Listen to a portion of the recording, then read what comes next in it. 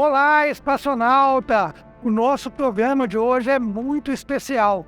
Você é daquelas pessoas que acredita que a qualquer momento vai aparecer um asteroide gigante e exterminar a vida na Terra?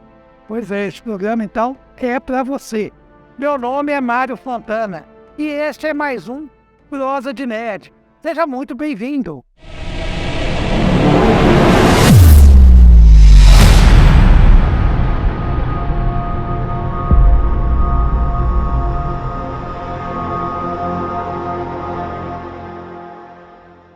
Eu converso hoje, tenho a honra de conversar com Marcelo Zurita. Seja muito bem-vindo, Marcelo.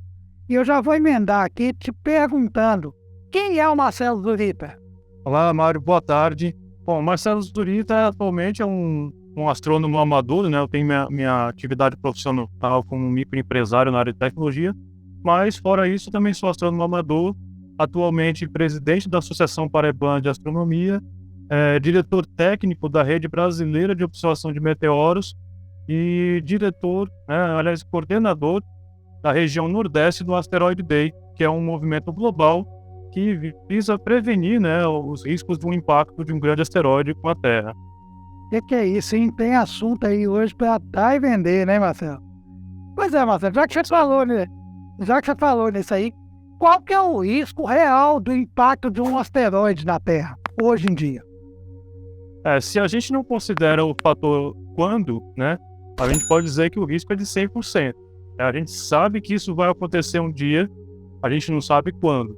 Então, hoje a gente já tem diariamente, quase que diariamente, pequenos asteroides atingindo o nosso planeta, só que asteroides pequenininhos, 1 metro de diâmetro, um pouco mais de 1 metro de diâmetro, provoca ali um belo fireball, uma bola de fogo no céu, mas não passa disso. Agora a gente sabe que do mesmo jeito que nós temos esses pequenos asteroides atingindo a Terra, uma hora ou outra pode haver uma grande rocha espacial aí, com algumas centenas de metros vindo na direção do nosso planeta. E o principal, disso daí é a gente saber com antecedência para que a gente possa ter algo a fazer. Entendo. E aí, você falou aí que você também coordena no Nordeste o Asteroid Day. O que seria o Asteroid Day? O Dia Internacional do Asteroide, me parece que é dia 30 de junho, é isso? Exatamente. O Asteroid Day foi uma data definida pela ONU, a União das Nações Unidas, no dia 30 de junho, uma data para a gente celebrar e para a gente alertar o planeta, alertar as pessoas para os riscos que o impacto de algum asteroide pode trazer para a vida na Terra.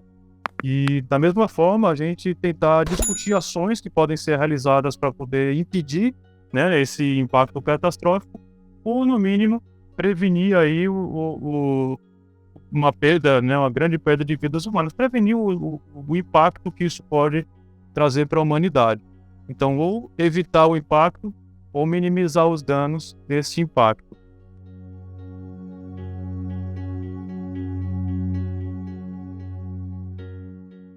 Pois é, agora todo dia, Marcelo, você abre as redes sociais ali, tá ali. Risco de colisão, não sei o quê. E aí? É desse jeito mesmo? Será que todo dia passa um asteroide raspando aqui, que a gente não sabe se vai cair ou se não vai? Ou a coisa não é bem assim? De um tempo para cá, a gente começou a estudar muito esses objetos que passam próximos à Terra, e a gente começou a ver que realmente tem muito objeto, tem muito asteroide passando bem próximo da Terra. Agora, a gente fazer alarmismo, dizendo que toda vez que passa um asteroide a 5 milhões de quilômetros, existe algum risco dele impactar a Terra, e isso acaba sendo um desserviço, A gente tem que procurar as fontes sérias de informação nesta área, tá?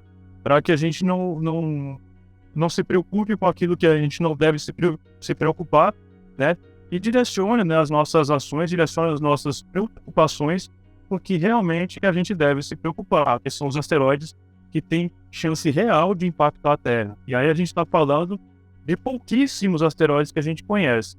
O principal fator nesse estudo é que a gente não conhece todos os asteroides que passam próximos à Terra. Então a gente tem que aumentar a nossa busca para que a gente tenha um tempo maior, de reação caso a gente detecte algum asteroide vindo em direção ao nosso planeta. E existe uma rede de monitoramento também, que procura tanto por novos asteroides como faz o monitoramento dos já conhecidos, né? Isso, o Abramon, que é a rede da qual eu faço parte, né, a Rede Brasileira de Observação de Meteoros, ela é uma das redes que existem em todo o mundo que faz o monitoramento desse tipo de objeto. Ele é uma forma indireta da gente observar os asteroides, porque os meteoros são pequenos fragmentos, né, às vezes do tamanho de um grãozinho de arroz, que atravessam a nossa atmosfera em alta velocidade, tá? E a gente só consegue observar esses pequenos fragmentos em órbita do Sol quando eles atravessam a atmosfera, que aí eles deixam um rastro luminoso. Só que através do estudo desses objetos, a gente pode encontrar o que a gente chama de enxame, né, que são grandes populações desses fragmentos em órbita do Sol, e a partir desses enxames, né, que a gente também popularmente conhecido como chuva de meteoros, né, a gente consegue ter uma ideia do local onde a gente pode encontrar um asteroide que passa próximo à Terra. Porque esses objetos, esses meteoros, eles são formados por fragmentos de uma rocha maior, né, que pode oferecer algum risco para o nosso planeta. Então, estudar os meteoros é uma forma indireta de estudar também asteroides próximos à Terra.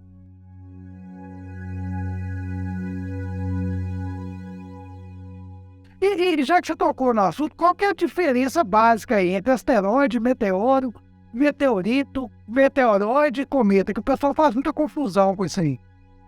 É verdade. Na verdade, são termos muito parecidos, né, para coisas que têm uma natureza semelhante, né?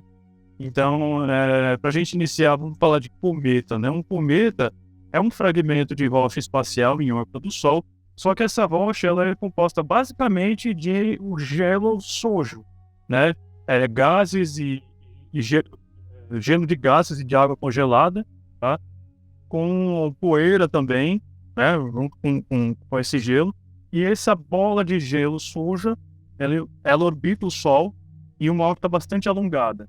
Quando ela passa próximo ao Sol, né, que a temperatura se eleva, esse gelo começa a sublimar, formando o que a gente chama de coma, que é uma grande atmosfera em torno do núcleo do cometa, e uma cauda também que se estende aí por milhões de quilômetros, e é o que dá a beleza, né, ao cometa, né, por essa coma e a cauda.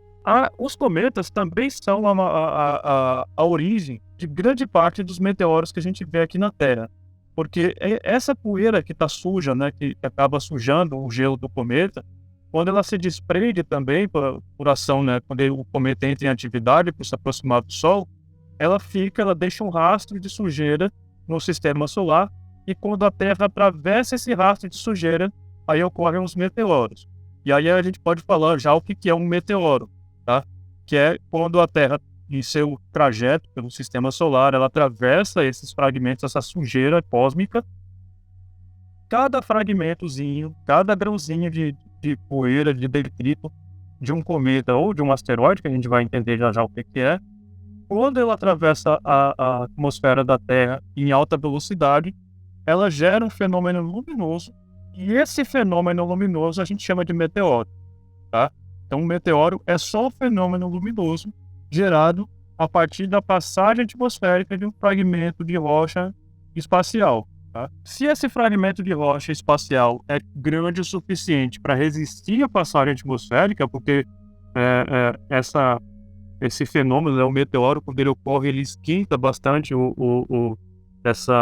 esse fragmento de rocha e normalmente ele vaporiza completamente.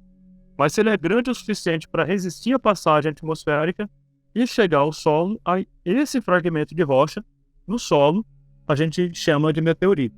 Então é o que sobra da passagem atmosférica de um fragmento de rocha espacial. E um asteroide... Esse papo de nerd é só aqui no Nerd aos 50.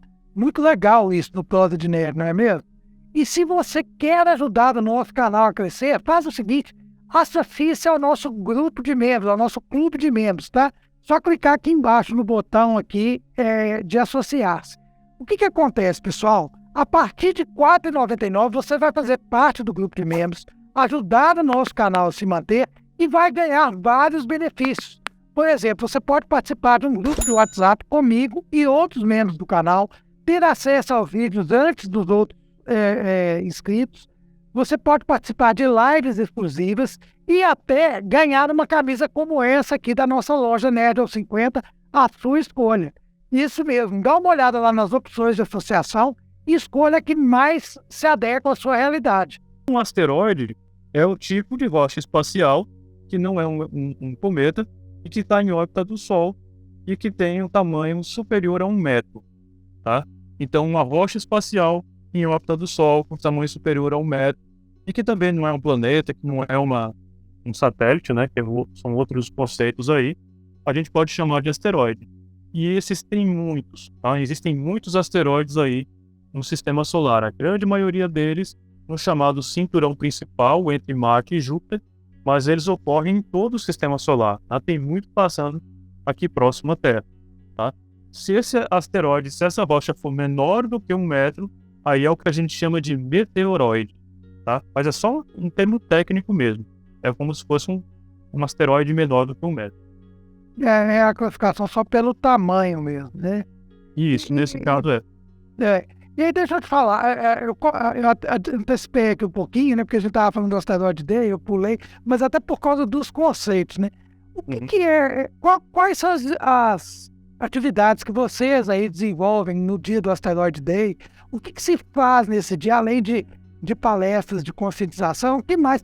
Como que o pessoal, tem como, por exemplo, eu estou interessado em participar do Asteroid Day, o que eu posso fazer para participar desse dia? Como é que funciona?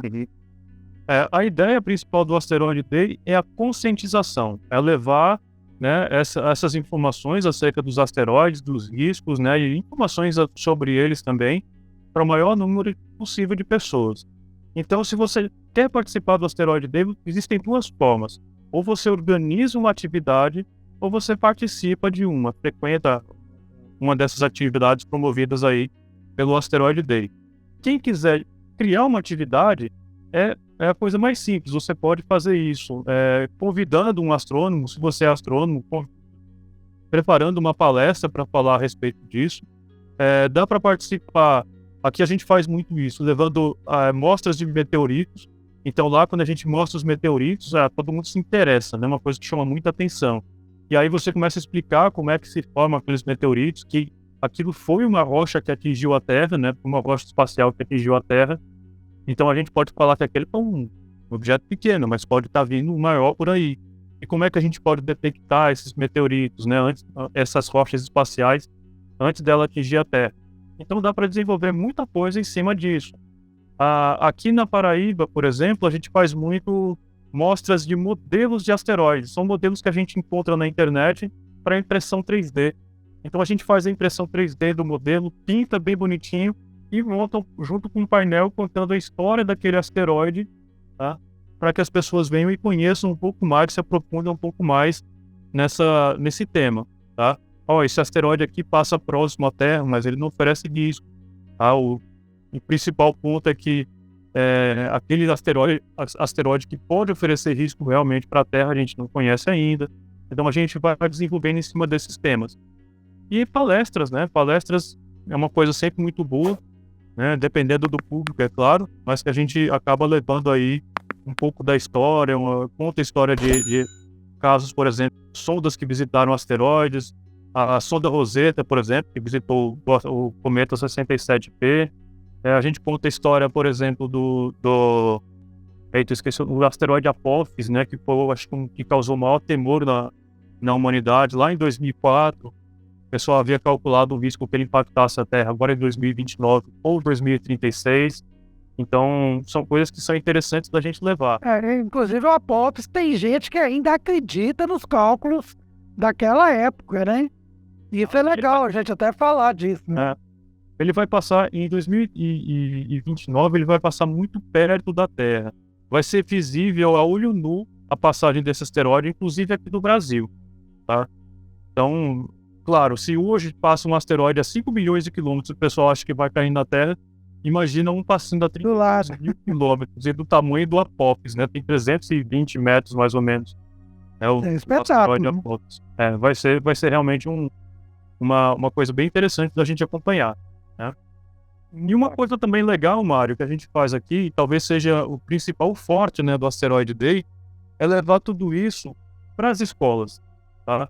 Então a gente pode fazer palestras no clube, numa associação, pode entrar em contato com a prefeitura, fazer num espaço público, mas quando a gente leva isso para a escola, né, para as escolas onde as crianças ou jovens lá estão sedentos, né, por informação, e que a gente leva isso aí, eu acho que é onde a gente consegue realmente alcançar de verdade um grande número de pessoas.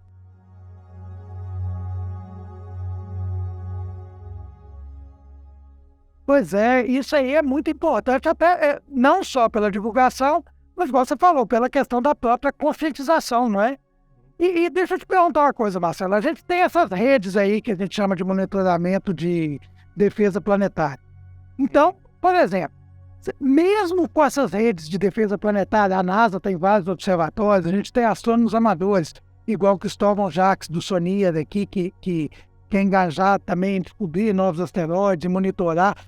Você acha que mesmo com isso tudo pode aparecer do dia para a noite um asteroide gigante aqui do lado da gente e nos surpreender? Qual que é a sua opinião a esse respeito? Tudo depende do tamanho dele, né? Porque asteroides maiores a gente costuma enxergar com mais antecedência. Mas para você... eu digo isso. Um asteroide com proporções catastróficas, por exemplo. Talvez o mais provável seja um cometa, né? Porque cometa a gente descobre, né? Só quando ele está se aproximando realmente do Sol. Sim. E aí existem cometas aí com 1 quilômetro, 2 quilômetros que são pequenos, né? Enquanto a gente descobriu inclusive um brasileiro, né? Descobriu recentemente o maior cometa já conhecido lá com 120 quilômetros de diâmetro aproximadamente. Exato. É um bichinho grande, mas esse não vai passar perto da Terra não, felizmente, tá? Agora, o principal aí, Mário, é o seguinte, a gente estima que existam cerca de 1 milhão de asteroides com potencial para atingir a Terra. 1 milhão. Tá? Desses aí, depois de todos esses anos de estudos, de acompanhamento, de monitoramento do céu, desses aí a gente conhece apenas 1% deles. 1%. Tá? Então tem muito asteroide por aí que a gente não conhece e que tem potencial para atingir a Terra. Agora, desses que têm potencial para atingir a Terra, se a gente imaginar, por exemplo, aqueles que são menores do que 10 metros, esses não oferecem grande risco. Tá? Então esses são a maioria dos asteroides, porque quanto menor, maior maior número eles existem, né? Então a gente tem mais exemplares desses asteroides menores. Os asteroides que estão entre 10 e 100 metros, aí já existe uma quantidade menor, mas eles já são capazes de fazer um estrago bem maior aí na superfície do nosso planeta. Isso daí, salvo engano, a gente tem aí a gente já descobriu desses cerca de 10% apenas. Tá? Então tem ainda muitos a serem descobertos. E quando a gente passa para os asteroides maiores, né, de 100 metros, esses que realmente são capazes de gerar um impacto que podem afetar toda uma região, até mesmo todo o planeta, aí a gente tem uma quantidade maior de objetos descobertos, né, cerca de 90% aí dos asteroides maiores do que 1 quilômetro, 98% dos maiores de 1 quilômetro a gente já conhece, e cerca de 90% de tamanhos superiores a 100 metros. Né? Só que aí, esses que a gente não conhece são os que realmente oferecem risco para a gente. Né? Porque se a gente descobrir um asteroide, por exemplo, com 150 metros, vindo em direção à Terra em 1 ano de antecedência, pode parecer muito tempo, mas, Mário, a gente não tem condições de fazer praticamente nada com relação a esse objeto. Pessoal, a astronomia é muito bacana, né? Falar de astronomia, falar de meteorito e observação astronômica também é muito legal. Você já tem o seu telescópio? Ah, não tem não? Quer comprar o seu primeiro telescópio? Então vai aí a minha dica para você adquirir o seu primeiro telescópio. Dá uma passadinha no site Celestron Brasil. O QR Code está aqui ao lado e te leva direto a ele. Usando o nosso cupom de parceria NERD50, você tem 10% de desconto na compra de qualquer equipamento do site e ainda ajuda aqui o nosso canal a crescer. Talvez com 10 anos a gente tenha como reagir, a gente tenha como mandar uma nave, como foi enviada recentemente numa um teste, né, de Já dá, né? a sonda DART. Então a gente tem condições de preparar uma missão como essa para tentar desviar esse asteroide o suficiente para ele errar a Terra, né?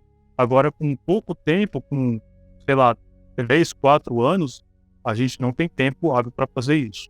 Então, mais uma vez, a gente precisa aumentar o nosso monitoramento do céu, muito mais do que a gente tem hoje, para que a gente possa detectar, né, para que a gente possa descobrir esse asteroide antes que ele descubra a gente, né?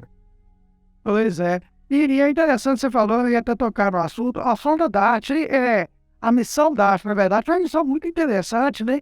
E provou aí que a gente é capaz, mas é tudo a questão do que você falou, a questão do tempo hábil que a gente precisa de ter, quer dizer, coisa de pelo menos 3, 4 anos para cima, porque senão não adianta nada, né? E o pessoal já falou também que é o seguinte, um grande perigo é quando o asteroide vem ali da direção do Sol, né? Porque o Sol, de certa forma, ofusca ali esses objetos grandes, né? Eles estão muito, muito próximos do Sol ali e a gente não consegue enxergar. Então, provavelmente, é um local que pode nos surpreender aí, né? É verdade. Um exemplo disso, por exemplo, é o maior impacto da história recente da humanidade, que foi o meteoro de Chelyabinsk, que caiu na Rússia em 2013. Ele tinha cerca de 17 metros de diâmetro e ele atingiu a Terra, assim, de repente, ninguém conhecia, ninguém sabia da existência dele, porque ele estava meio que em ressonância com a órbita da Terra e toda vez que ele se aproximava da Terra, ele se aproximava vindo da direção do Sol. Então, não adianta a gente apontar os nossos telescópios na direção de onde ele vinha, porque a gente só ia ver a luminosidade do Sol. Então, quando esse asteroide atingiu a Terra, a gente só ficamos sabendo da existência dele quando ele atravessou a nossa atmosfera e deixou lá quase 2.000 pessoas feridas e cerca de 30 milhões de dólares em prejuízo lá na cidade de Chelyabinsk, na Rússia. É um grande susto, né? 10 anos do Chelyabinsk, né? Exatamente. Deixa eu te perguntar uma coisa, voltando aqui a Bramon. O que é exatamente a Bramon? Como é que você explica de novo aqui, porque aquela hora você falou rapidamente, mas explica de novo o que é a Bramon e já me fala aqui, como que vocês realizam esse monitoramento dos meteoros que são avistados? Como é que é feito isso? Bom, a Bramon é uma rede colaborativa formada por astrônomos voluntários que preparam câmeras apontadas para o céu para monitorar o céu durante a noite. Então, cada coisa que passa por ali, seja um inseto, um morcego, um avião ou um meteoro, essas câmeras registram. Elas fazem isso de forma automática. E depois a gente separa, a gente analisa cada uma dessas capturas e quando é um meteoro, a gente faz uma análise completa, determinando lá a velocidade, o ponto inicial, ponto final, velocidade, direção provável de onde esse meteoro veio. Tá? Todo mundo na Bramon faz esse trabalho com as suas câmeras. Depois a gente junta as informações de todas as câmeras para ver quais daqueles meteoros tiveram pelo menos 2 capturas, porque a gente consegue fazer uma triangulação e determinar exatamente a trajetória desse meteoro pela atmosfera, tá? Então, quando é um objeto maior, como foi o caso, por exemplo, lá em Tiros, né, aí em Minas Gerais, a gente consegue, por triangulação, calcular a trajetória dele na atmosfera e calcular a região, né, ali da superfície onde podem ter caído os fragmentos desse meteorito, tá? Então, a gente consegue fazer isso. E por outro lado, a gente consegue também retroceder, né, essa trajetória do meteoro para ver de onde ele veio.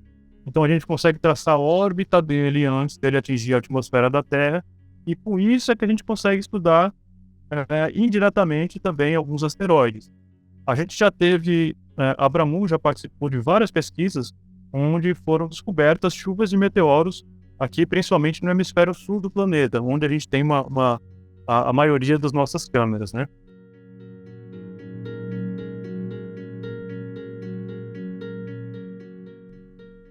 E essas chuvas de meteoros, algumas delas a gente já descobriu associadas a asteroides. Inclusive, uma chuva de meteoros que a gente descobriu, ela está associada ao asteroide de 2019, OK, que foi descoberto pelo SONIA.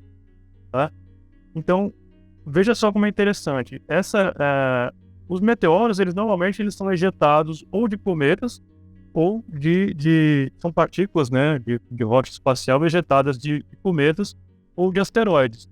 Se a gente estuda esses objetos passando pela nossa atmosfera, a gente consegue tentar encontrar o que a gente chama de corpo parental, que é o corpo, né, a origem desses fragmentos.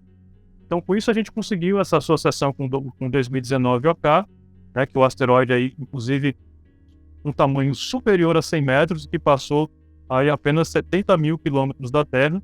Foi o maior asteroide desse, chamado, inclusive, pelos americanos lá da NASA de City Killer, né, que seria o matador de cidade. Matador de cidade, sim. Então, esse asteroide, a gente conseguiu estudar ele indiretamente através desses meteoros, tá? E da mesma forma, a gente pode, de repente, descobrir uma chuva que não tem um corpo parental associado, mas que a gente pode, através da órbita média dos meteoros, dessa chuva de meteoros, procurar, né, por um asteroide que obrigatoriamente passa próximo à Terra, porque se os fragmentos dele estão atingindo a Terra, é porque ele mesmo passa próximo da Terra. Ou seja, né, esse trabalho da Abramon de extrema relevância, né? E me fala uma coisa aqui, Marcelo. Qualquer um pode montar uma estação de monitoramento, por exemplo, eu quero montar uma estação. Qualquer um pode montar e se associar a Abramon e trocar essas imagens. Como é que funciona isso? Qualquer um pode montar, né? E dentro da Abramon, inclusive, é uma coisa interessante que a gente tem uma autonomia, né, para montar quantas estações a gente quiser e para participar dessas pesquisas. Tá? Então você pode simplesmente ter uma estação monitorando lá e você faz as suas capturas e manda para a base da Abramon. Ou você pode participar das pesquisas também. Você pode escrever artigos e representar a Abramon aí em eventos ou em publicações aí em revistas especializadas, tá? E o trabalho, assim, quem quiser integrar a rede, basicamente é de montar uma estação. Se você tiver um computador em sua casa que você não usa ou que tenha disponível para utilizar durante a noite, tá?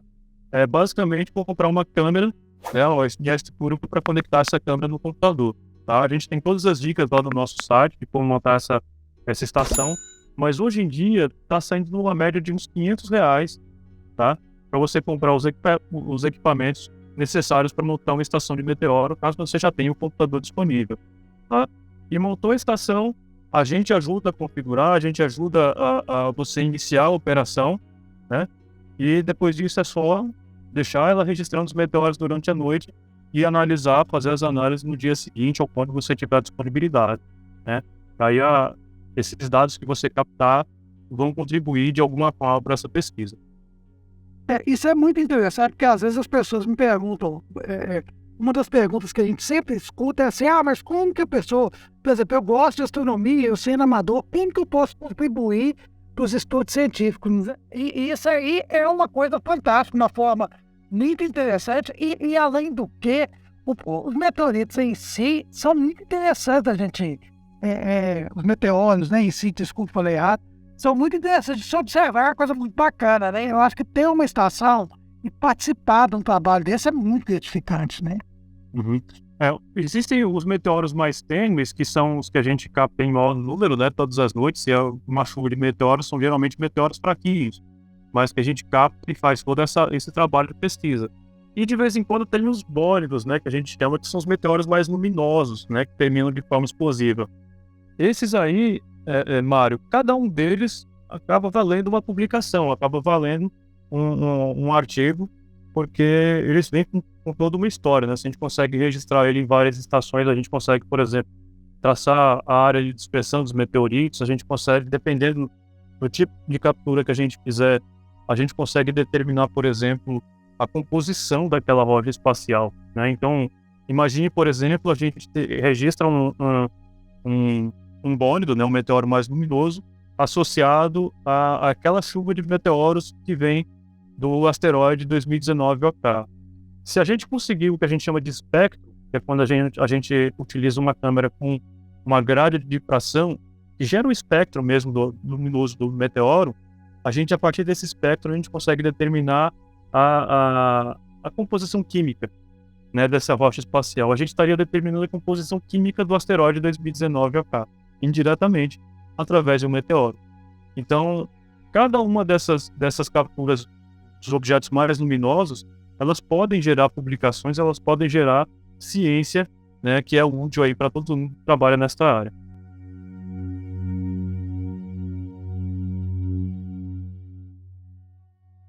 E você falando aí de composição, eu me lembrei aqui de uma publicação que a gente vê muito aí nos grupos de astronomia, falando assim, se o rastro é verde, o meteoro é composto de não sei o quê. Se ele é azul, tem alguma procedência nisso? Isso aí é real ou a coisa é mais complexa, não é tão simples assim? Isso aí é o que a gente chama de lenda, né? Porque basicamente a gente não consegue determinar a composição química de um meteoro apenas olhando a cor dele, né? A cor do rastro luminoso que ele deixa. Principalmente porque a grande parte, né, daquele rastro luminoso, ele é determinado não pela composição do meteoro, mas sim pela composição atmosférica. Também depende da velocidade da rocha espacial ao entrar na atmosfera, porque quanto mais veloz, maior vai ser a temperatura, e aí ela vai brilhar com outras cores, né, com cores diferentes. Depende de vários fatores. O que menos influencia é a composição química da rocha. Para a gente identificar a composição química da rocha, a gente precisa ter essa grade de difração na câmera para tirar o espectro, e a partir do espectro a gente eliminar o que a gente chama lá do branco, né, que é o espectro da atmosfera. Aí o que sobra é o espectro do meteoro em si. Tá? E pelo espectro do meteoro a gente consegue determinar a composição química da rocha espacial. Tá? Pela cor, realmente a gente não consegue chegar a uma conclusão muito válida. Até porque, não sei se você já viu, tem alguns meteoros que mudam de cor. Eles começam esverdeados e depois ficam amarelados no final. Eles não estão mudando de composição, né? Eles estão atingindo camadas diferentes da atmosfera, estão reduzindo a velocidade. Então tem várias coisas que influenciam realmente na cor do meteoro. Tá? A composição química é a que menos influencia. Pois é, legal a gente falar essas coisas, porque vai desmistificando, né? E é engraçado, né? Fake, esse tipo de notícia assim, eles brotam na internet, que é uma maravilha. Todo dia você vira para quem postou e fala assim, não é bem assim não. Aí às vezes o cara até briga com você e tudo, mas é bom que agora é o momento da gente falar isso pra galera, para entender direito, né? Outra pergunta também, Marcelo, que é muito comum, é o seguinte: achei uma rocha. É um meteoro? É um meteorito, né? Como que eu acho uma rocha?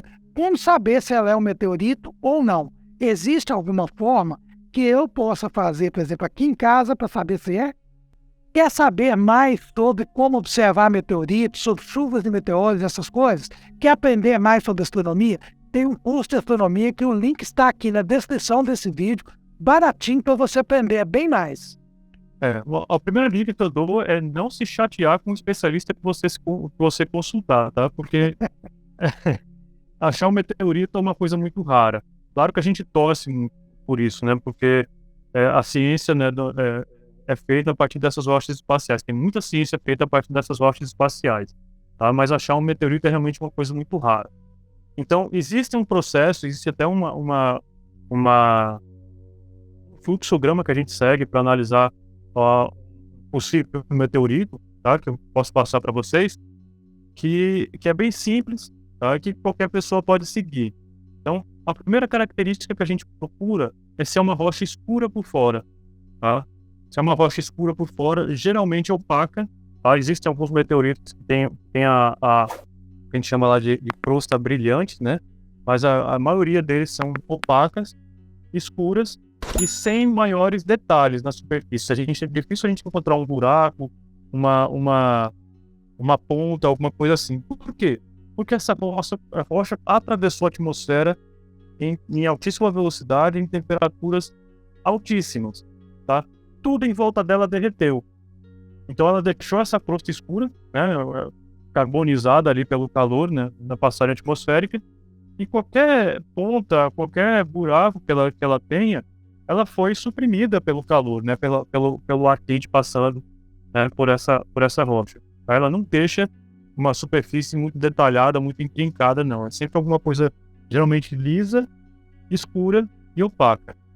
O interior da maioria dos meteoritos é de uma cor clara e com um aspecto como se tivesse bolinhas, né, pequenas esferinhas dentro. Semelhante a um concreto, mas um concreto bem clarinho. E também é possível, na maioria dos meteoritos, a gente encontrar algumas esferinhas metálicas dentro dele, tá? Então, esses são os que a gente chama de côndrulos, né? Essas esferinhas é o que a gente chama de côndrulos, e os meteoritos mais comuns são os chamados condritos, que apresentam esses côndrulos. Também existem meteoritos metálicos, esses que são mais difíceis de você quebrar e tirar uma pontinha para ver como é o interior dele. Quando você raspa uma ponta dele, com uma lixa ou com uma lima, você vai ver que o interior dele parece ter o mesmo aspecto de aço inox. Ele é metálico brilhante, bem claro mesmo. Não tem aspecto de chumbo, ele não é escuro, ele é claro e brilhante, como aço inox, tá? Um meteorito metálico tem esse aspecto. Outra coisa, a superfície dele, apesar de lisa, muitas vezes eles têm algumas reentrâncias que parece que alguém apertou com os dedos, assim, uma massinha de modelar que a gente aperta com os dedos, e aí fica aquelas reentradas assim, que a gente chama de remaglitos, tá? Remaglitos. Então, são características comuns. Remaglitos a gente não encontra, né, em todos os meteoritos, tá? Mas geralmente nos meteoritos metálicos a gente encontra, tá? E em alguns meteoritos condritos também. E geralmente é isso. O meteorito normalmente ele tem ele aparenta ser mais pesado do que uma rocha comum, tá? Mas isso é uma coisa muito sutil da gente perceber, né? Mas geralmente é uma rocha pesada, ela é muito densa, muito concentrada, né? Então a gente sente que ela é um pouco mais pesada do que o comum. E se for o caso de meteorito metálico, ela é bem mais pesada do que uma rocha comum, tá? Com essas dicas, tá? Se atender a esses critérios, a chance de ser um meteorito é boa, mas não é 100%. Aí é o ponto em que você pega e leva para alguém especializado, tira fotos sem flash, né, um local bem iluminado, sem flash, você tira fotos da pedra e manda para alguém que saberia analisar, tá? Se a pessoa, pela aparência, falar, rapaz, tem cara de ser um meteorito, aí você vai tirar um pedacinho e mandar para uma análise química para comprovar se é ou não. Mas, geralmente, Mário, tá? 97% de tudo aquilo que a gente analisa não é meteorito, tá? Mesmo assim, a gente quer receber fotos, a gente quer continuar analisando por conta daqueles 3% lá que de vez em quando aparece.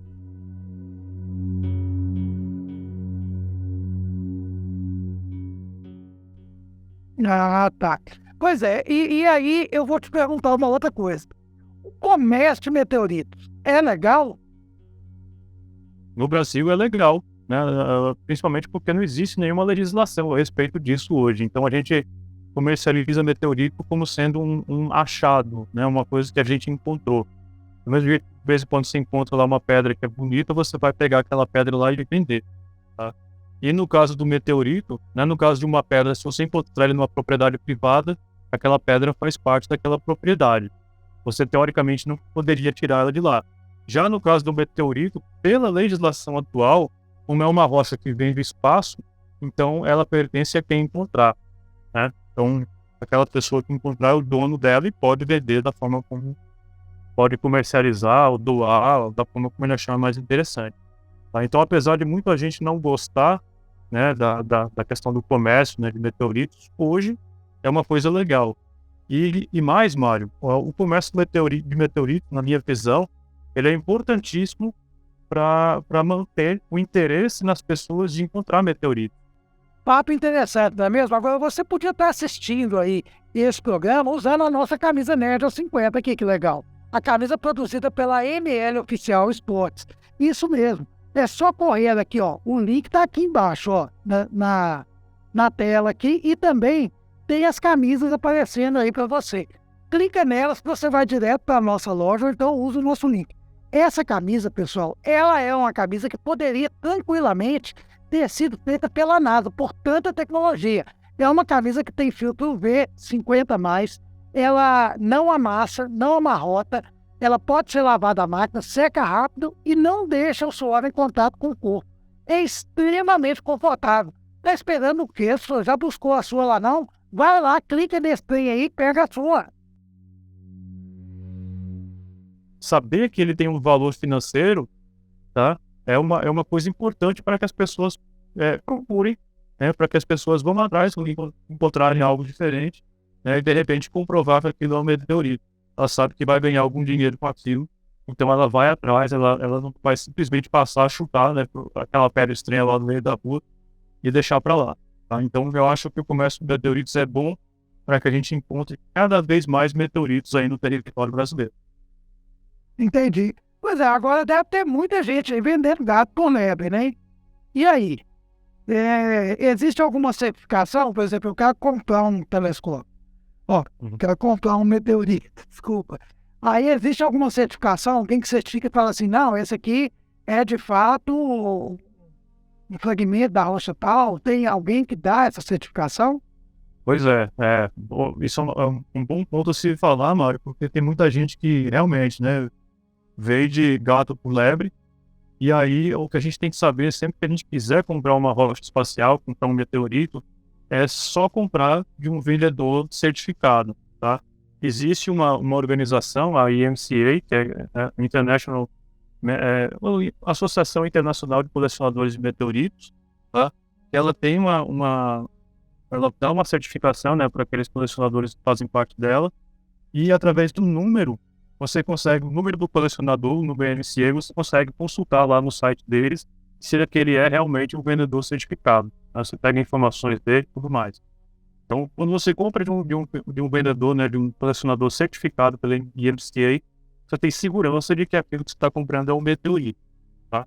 De vez em quando aparece alguém que trambica, né, que faz alguma besteira, mas ele é logo excluído da IMCA e aí não vai enganar muita gente, né? Então, geralmente, eles procuram zelar, né, pelo seu nome para que eles possam continuar fazendo esse trabalho de forma certificada. Tá? Então, se não é um vendedor certificado pelo IMCA, e se você não conhece, se você não é capaz de analisar aquela rocha e ter certeza de que é um meteorito, o melhor é não comprar. Então, geralmente, esses colecionadores, eles compram, porque eles conhecem, eles compram de pessoas que encontram esses meteoritos, né? E aí eles vendem para quem quer colecionar, para outros colecionadores, né? Mas uma pessoa leiga comprar de uma pessoa que não é certificada é realmente uma coisa bem arriscada. Complicado, né? E aqui, por que vale tanto, Marcelo? Por que vale tanto? O meteorito vale tanto? Às vezes, quando a gente comenta dos valores aí, as pessoas assustam, né? Tem meteoritos e tem meteoritos, né? A gente vai encontrar meteorito aí valendo mais de $1 milhão. Agora, grandes meteoritos, principalmente meteoritos raros, tá?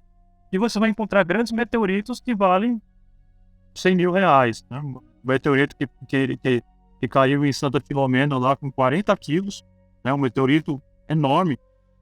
Ele foi vendido por um pouco mais de R$100 mil. O que acontece? Tudo depende de vários fatores.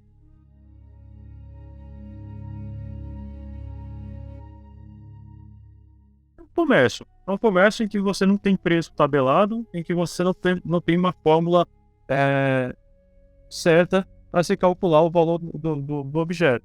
Então, o preço do meteorito vai depender do quanto o comprador está disposto a pagar e do quanto o vendedor está disposto a vender, né? Do mínimo que o vendedor está disposto a vender. Então, se esses dois não chegam num acordo, não tem venda, tá? Se o cara está querendo vender um meteorito por um preço que não tem comprador querendo pagar, não vende, tá?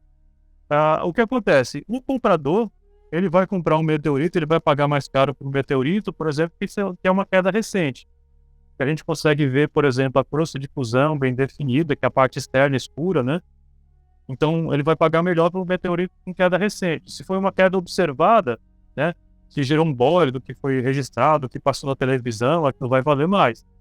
Se atingir uma casa, se fez um buraco no telhado de alguém, aquilo vale mais.